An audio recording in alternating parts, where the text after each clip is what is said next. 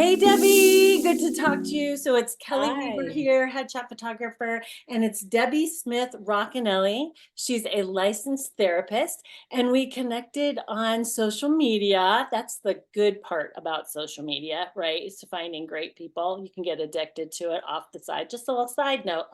But there's some good to it. And so I thought we would chat because we work with the same type of women.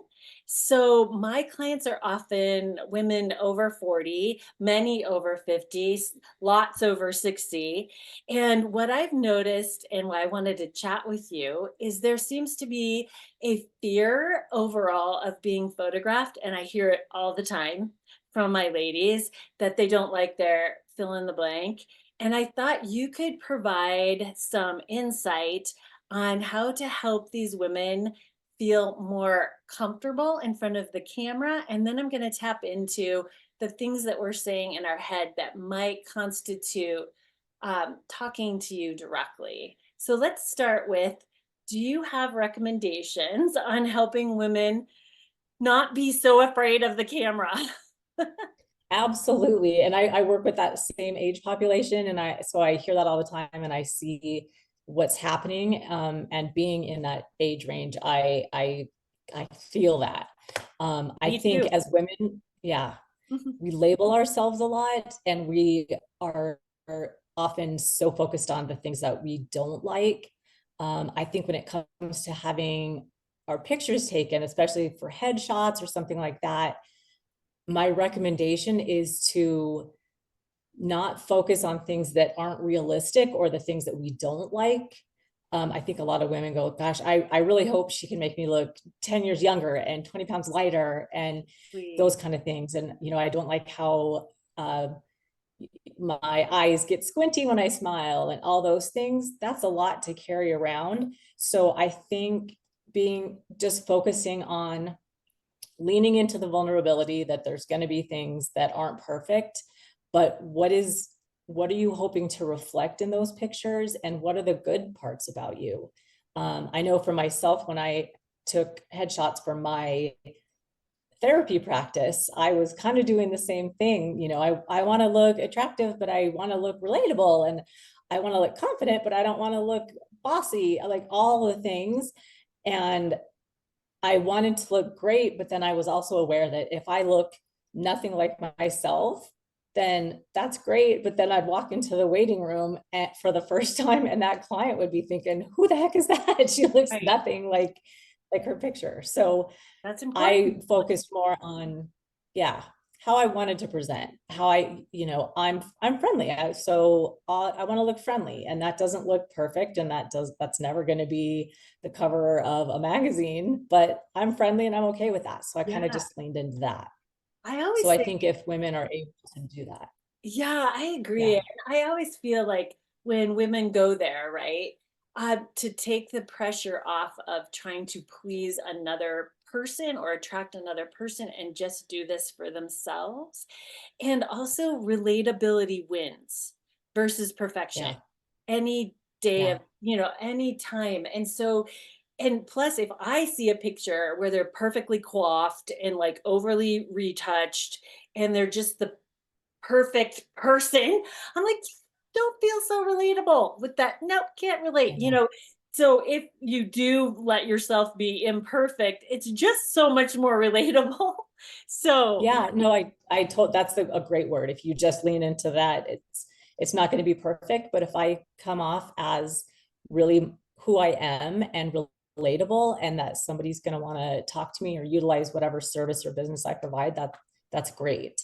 yeah. And I know you are great about asking those kind of things when you meet with somebody. You have a questionnaire and you ask them what they are hoping to convey. I know women aren't always the best at advocating for themselves. So I wondered how you would suggest if someone's coming in for their picture and they've done the worksheet and gone through all that with you, but if they have a concern or they think, oh, I forgot to tell her this, or I'm worried that I'm real self-conscious about this, how do you like for women to ask you about that without coming off as insulting your professionalism or coming across, bossy, that kind of thing? How That's do they yeah, communicate with being you to get the assertive. best result? Yeah, the easiest way I can usually get people to be themselves after I earn their trust. But and I share my vulnerabilities too and how I feel about being photographed.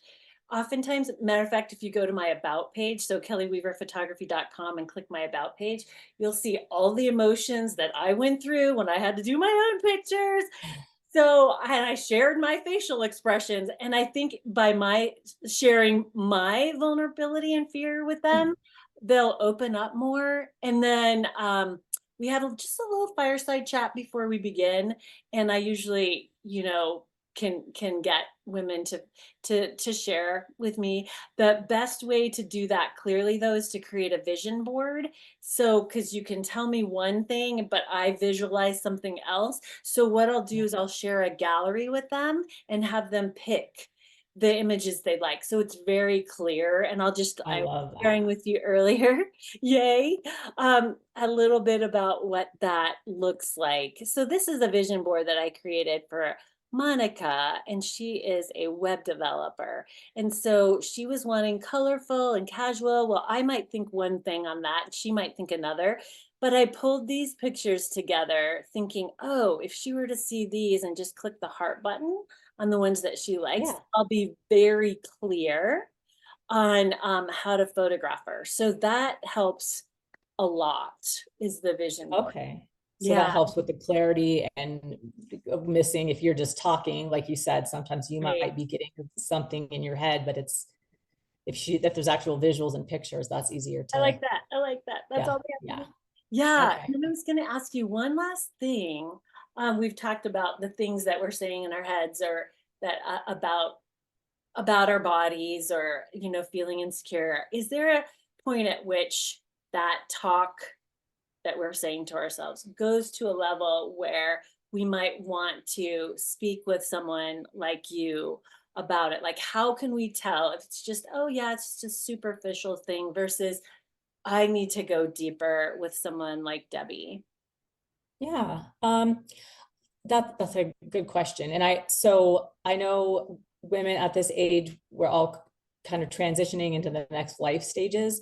And we don't just, flip a switch and going from, okay, I'm young and hip and whatever, to, all right, I'm ready to be middle-aged and to just settle into that. It doesn't ever look like that. And it can be distressing along the way. So the thing that I always tell people, I mean, we have our big book with all the diagnostic criteria, but the easiest thing to remember is that the hallmark of any mental health concern is when something is getting in the way of you being able to get through just the activities of your day. So if you find it's more than just, I'm not I'm not loving my look and I don't know if I'm supposed to be trying to look younger or settle into looking middle age.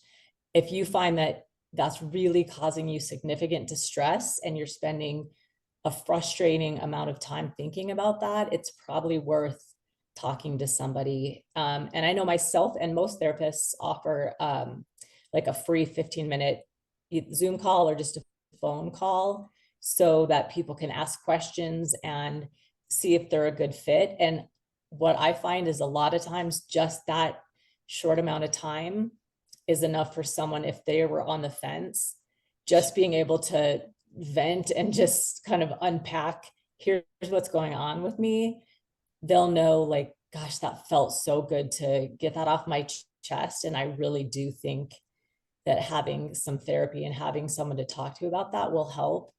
Um, just to clarify that. So just even before you commit to months and months of therapy, just call a therapist and just have that conversation and see how that feels. Yeah, it's a redirect. It's a shift in the mojo, and you help them be heard. I help them be seen. I think this is good.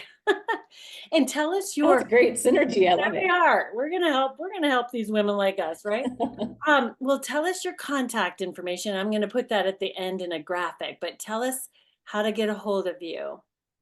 The best way is my website, which is dsrcounseling.com. Right.